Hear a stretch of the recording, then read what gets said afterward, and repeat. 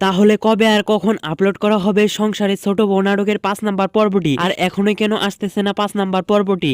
তো সকল কিছুর বিস্তারিত আপডেট জানিয়ে দিব আজকের এই ভিডিওর মাধ্যমে। ভিডিওটি সম্পূর্ণ দেখতে থাকুন।